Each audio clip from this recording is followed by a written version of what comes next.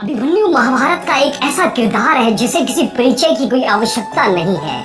हर बच्चा उसकी कहानी सुनकर बड़ा हुआ है। वो एक ऐसे माता पिता का पुत्र था जिन्हें किसी परिचय की कोई आवश्यकता नहीं है। पिता थे परम पराक्रमी जिनके साथ लोग अपने आप को सुरक्षित महसूस करते थे, और माँ थी योग माया जिनके अंदर सारी शक्तियाँ समाई हुई थी। ऐसी शक्तिशाली माता पिता का पुत्र प्राप्त तो हुआ वीर गति को पर धोखे से।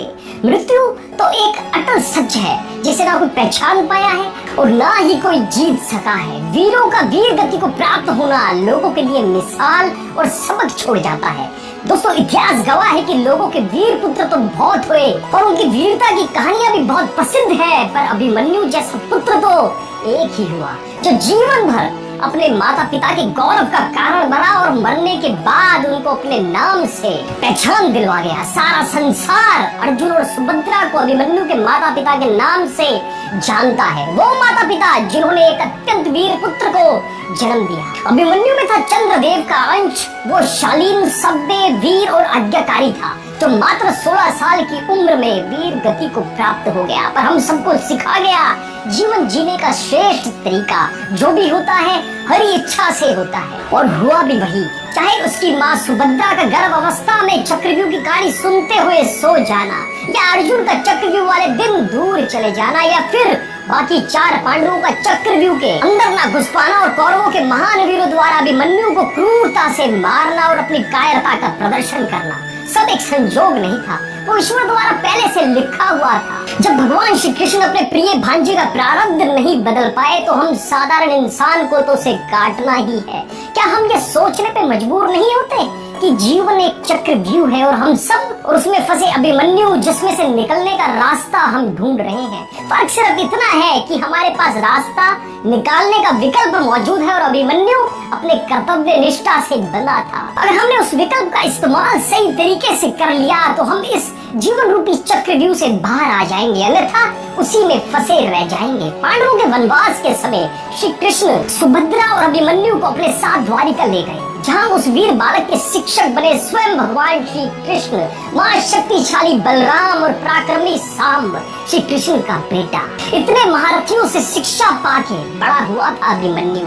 जरा अनुमान लगाइए उस बालक के बल, बुद्धि और पराक्रम का। था वो पराक्रमी पर नहीं था घमंडी।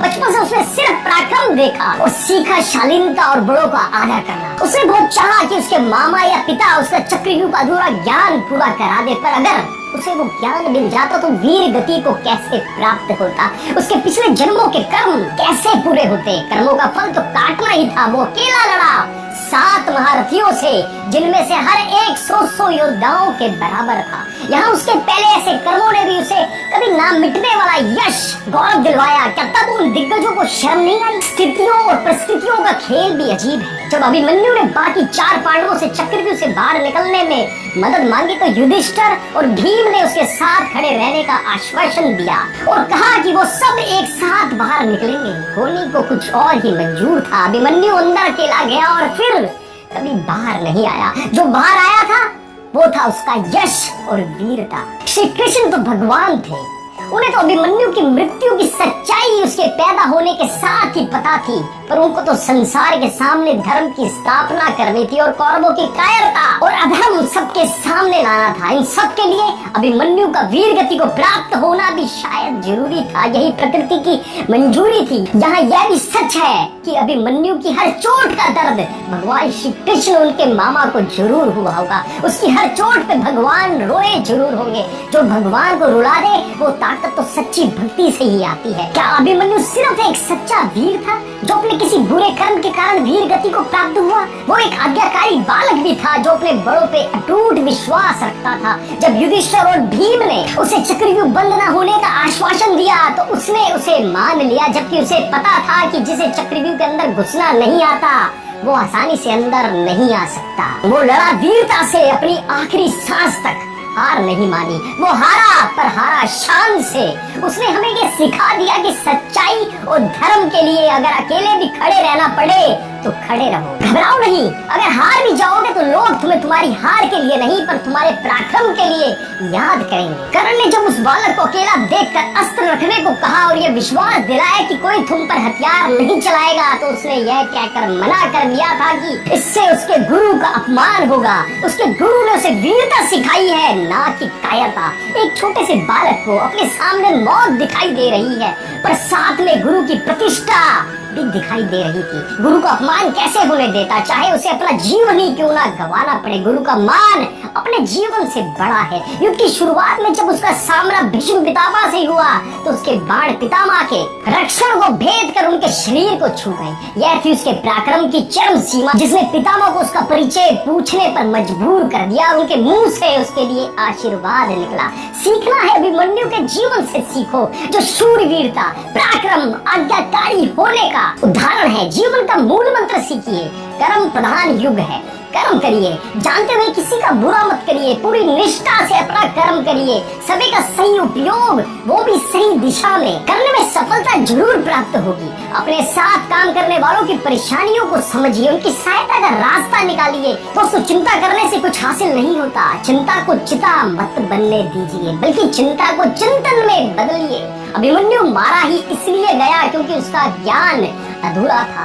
यदि उसके पास पूरा ज्ञान होता तो शायद वो मारा नहीं जाता। कहते हैं ना, अध जल गगरी छलकत जाए। आज हमारे युग की विडंबना ही यही है।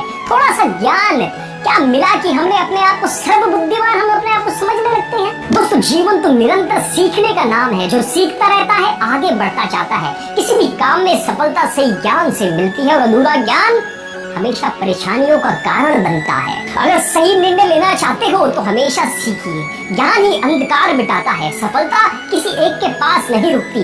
समय एक जैसा नहीं होता सदैव। समय अगर अच्छा है तो लोगों का अपमान मत करिए। क्या पता जिनका अपमान आप अभी कर रहे हैं उन्हीं के आगे आपको झुकना पड़े। अभिमन्यु मरते समय भी उन भारतीयों को प्रणाम करके गया जिन्होंने उसे धोखे से मारा था। यह थी उसकी सच्ची जीत। क्या हम अपना व्यवहार नम्र नहीं कर सकते? अगर हमारे अच्छे व्यवहार से लोग हमें हमेशा याद रखते हैं तो क्या यह गर्व की बात नहीं है? प्रश्न तो बहुत है, पर उन सब का उत्तर एक, अच्छे कर्म करिए। पिछले जन्म के कर्मों पे बच नहीं है, पर इस जन्म में तो सही या गलत पहचाना जा सकता है। अभिमन्यु हम सभी के लिए एक प्रेरणा है, जिसने अनेक महारथियों को चकित कर दिया, क्योंकि उसने हार मानना नहीं सीखा था। हार कायर मानते हैं हम, इंसान कायर नहीं है। जिसने हार मान ली वो मृत्यु